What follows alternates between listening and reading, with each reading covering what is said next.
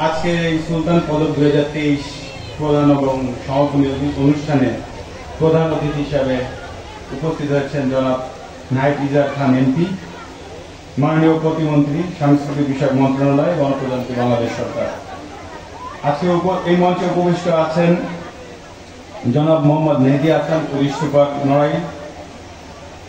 থাকার কথা থাকলেও উপস্থিত হতে পারেনি জেলা আওয়ামী লীগের সভাপতি মহোদয়, সাধারণ সম্পাদক মহোদয় এবং মেয়র মহোদয়। ওনাদের ব্যক্তিগত কিছু কাজের কারণে সভাপতিত্ব করছেন জনাব মোহাম্মদ আশফাকুল হক চৌধুরী এবং সেই সাথে উপস্থিত আছেন অধ্যাপক খান শাহাবুদ্দিন স্যার, অধ্যক্ষ নড়াইল ভিক্টোরিয়া কলেজ নড়াইল।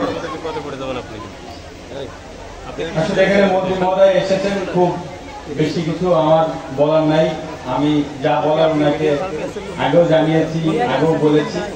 আমাদের নড়াইল হচ্ছে সবসময় আমরা যে জিনিসটা আমরা সবাই জানি যে ক্রিয়া এবং সংস্কৃতিতে নড়াইল সব থেকে উর্বর একটি জায়গা।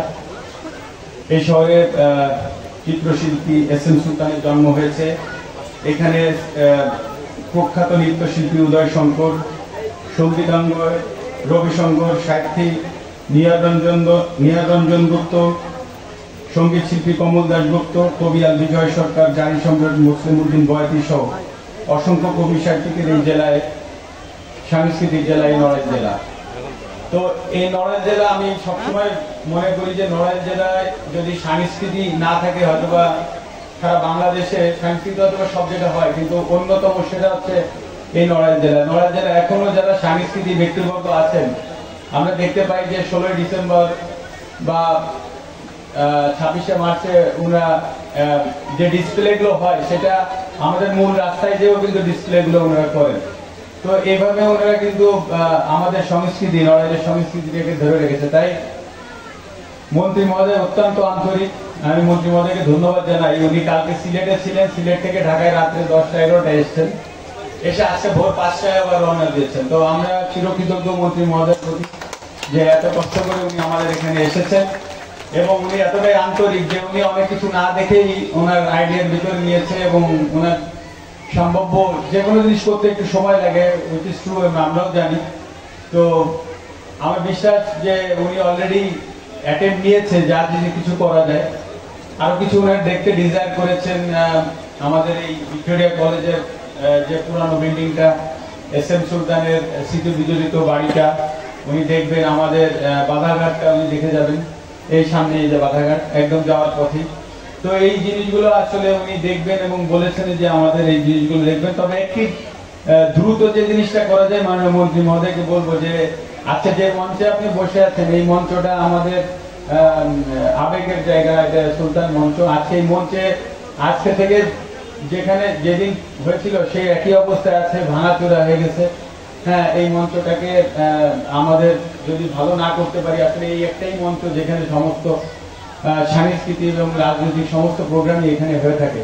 তো আমার মন্ত্রী মহোদয়কে বলবো এইটা একটু যদি দ্রুত আমাদের সংস্কার করা যায় সুলতান মঞ্চকে, এবং সেই সাথে অন্য যেগুলো আছে আপনি অলরেডি অ্যাটেম্প নিয়েছেন, আপনি নিজে চোখে দেখবেন।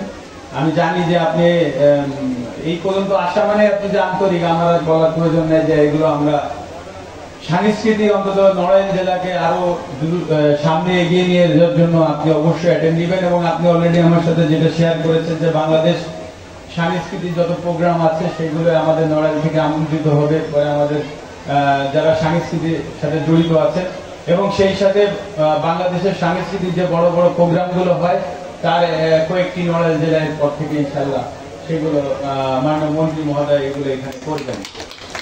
আর আমি জেলা প্রশাসক মহোদয় এবং পুলিশ সুপার মহোদয়কে আন্তরিক ধন্যবাদ জানাচ্ছি। এই প্রত্যেক বছর এই আয়োজনটা করা এত সহজ কাজ না, হয়তো আরো অর্গানাইজ ভাবে করা যায়, কিন্তু আমাদের সবাইকে এগিয়ে আসতে হবে। আমরা চেষ্টা করবো জেলা প্রশাসক মহোদয়ের সাথে সহযোগিতা করতে ইনশাল্লাহ। এবং পুলিশ সুপার মহোদয় আইন শৃঙ্খলা সবসময় দেখে আসছেন, কারণ একটা মেলা হলে অনেক ধরনের মানুষ আসে, এই জিনিসগুলো দীর্ঘ এই কদিন ধরে দেখে আসছেন।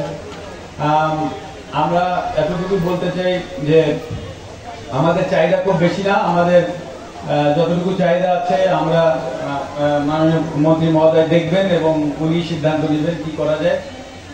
আর দীর্ঘদিন ধরে অনেক না পর ভেতর দিয়েও যে সংস্কৃতিকে, নড়াইল জেলার সংস্কৃতিকে যারা এই পর্যন্ত টেনে এনেছেন, আমি তাদেরকে আন্তরিক ধন্যবাদ জানাই। আমাদের নড়াইলের যারা মুরব্বীরা আছেন, আপনারা যে এত কিছুর ভেতর দিয়ে সংস্কৃতিকে ধরে রেখেছেন, এই জন্য আমি ধন্যবাদ জানাই আপনাদেরকে। এবং সুলতান ফাউন্ডেশনের সাথে যারা জড়িত আছেন তাদেরকেও আমি স্পেশালি ধন্যবাদ জানাতে চাই। তো আপনারা সবাই ভালো থাকবেন, দোয়া করবেন। আমার দায়িত্ব যতটুকু আছে আমি সবসময় বলেছি, আমার সাধ্যমতো চেষ্টা করছি। সবকিছু সময়ের ব্যাপার, যেগুলো আগে কখনো ঘটেনি সেগুলো ঘটছে, ইনশাআল্লাহ সামনেও আরো নতুন কিছু হবে।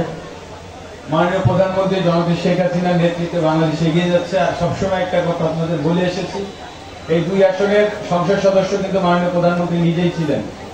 তো মাননীয় প্রধানমন্ত্রী আমাকে দায়িত্ব দিয়েছেন, আমি আমার সাধ্যের শেষ বিদ্যুতের চেষ্টা করছি। আর আজকে যা কিছু হচ্ছে, এখানে যা কিছু হচ্ছে নতুন করে, আজকে আমরা দেখছেন যে হয়তোবা এটার সাথে যায় না, তারপরে বলছি যে আজকে 4 লেনের রাস্তা হচ্ছে, আজকে নদী বাঁধ হচ্ছে, আজকে যা কিছু হচ্ছে, আজকে যা কিছু হবে নড়াইলে সবই মাননীয় প্রধানমন্ত্রী জননেত্রী শেখ হাসিনার নেতৃত্বে হচ্ছে। মাননীয় প্রধানমন্ত্রী এতটাই আন্তরিক আমাদের নড়াইল বিষয়ে যে কোনো কিছুই উনি শুনলে আসলে একটা অফিসিয়াল বিষয় থাকে, সেই কাজগুলো সম্পন্ন হওয়ার পরে ওনার কাছে ফাইল গেলে কখনোই সেটা পেন্ডিং থাকে না, সবসময় দ্রুত হয়ে যায়। তো আমি মাননীয় প্রধানমন্ত্রীকে ধন্যবাদ জানাই এবং আমি বিশ্বাস করি ইনশাল্লাহ মাননীয় প্রধানমন্ত্রী সুস্থ থেকে আমাদের নড়াইলের জন্য যা যা করছে এই কাজগুলো ইনশাল্লাহ সামনে অব্যাহত থাকবে।